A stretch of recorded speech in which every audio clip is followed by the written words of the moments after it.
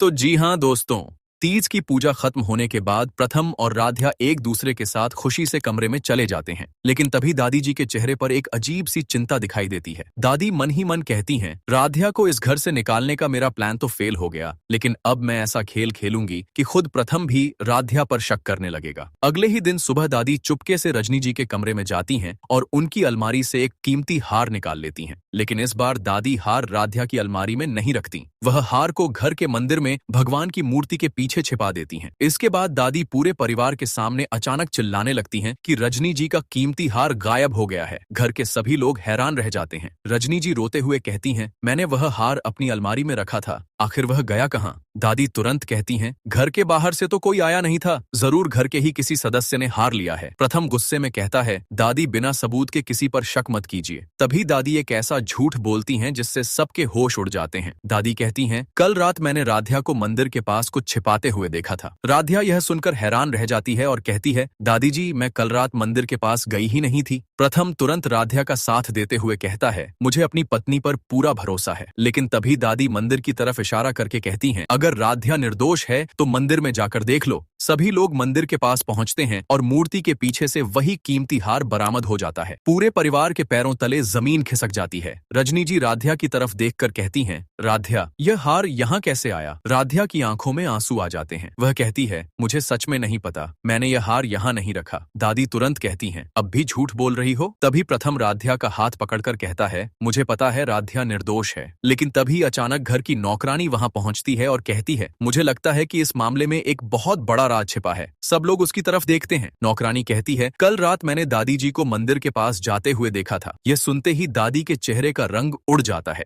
दादी की गुस्से में कहती हैं, तुम मुझ पर झूठा आरोप लगा रही हो। तभी प्रथम कहता है, अगर आप सच बोल रही हैं तो अभी मंदिर के पास लगे कैमरे की रिकॉर्डिंग देख लेते हैं। सभी लोग सिक्योरिटी रूम में पहुंचते हैं। रिकॉर्डिंग शुरू होती है और उसमें साफ दिखाई देता है कि रात में दादी मंदिर के पास जाती हैं और मूर्ति के पीछे कुछ छिपाती हैं। राध्या यह देखकर हैरान रह जाती है। प्रथम दादी से पूछता है, दादी आपने ऐसा क्यों किया? दादी कुछ बोल नहीं पाती। लेकिन तभी रिकॉर्डिंग में एक और चेहरा दिखाई देता है। वह व्यक्ति दादी के पीछे पीछे मंदिर तक आया था। प्रथम वीडियो रोककर कहता है, यह कौन है? दादी उस आदमी को देखते ही घबरा जाती हैं। रजनी जी पूछती हैं, दादी इसे जानती हैं? दादी आखिरकार कहती हैं, हाँ, लेकिन यह आदमी यहाँ हार रखने नहीं आया था, यह तो मुझे चेतावनी देने आया था। सभी लोग हैरान रह जाते हैं। प्रथम पूछता है, कैसी चेतावनी? दादी कांपती आवाज में कहती हैं, इस घर में असली खतरा राध्या नहीं है, असली खतरा कोई और है जो कई दिनों से इस परिवार के बीच रह रहा है। तभी घर की सारी लाइट अचानक बंद हो जाती है। अंधेरे में किसी के भागने की आवाज आती है। कुछ सेकंड बाद लाइट वापस आती है तो सिक्योरिटी रूम की स्क्रीन पर एक नया मैसेज दिखाई देता है, तुमने दादी का सच तो देख लिया, लेकिन असली दुश्मन अभी तुम्हारे सामने है। प्रथम और राध्या एक दूसरे को देखकर हैरान रह जाते हैं। तभी पीछे से किसी की आवाज आती है, अगर सच जानना है तो आज रात अकेले पुराने कमरे में आना। प्रथम राध्या का हाथ पकड़कर कहता है, अब चाहे जो हो जाए हम दोनों मिलकर इस रहस्य का पर्दाफाश करेंगे। लेकिन दोस्तों, सबसे बड़ा सवाल यह है कि आखिर दादी किससे डर रही हैं और वह रहस्यमयी आदमी कौन है? अगर आप भी इस तरीके का अपकमिंग अपडेट सबसे पहले देखना चाहते हैं तो वीडियो को लाइक करके चैनल को सब्सक्राइब कर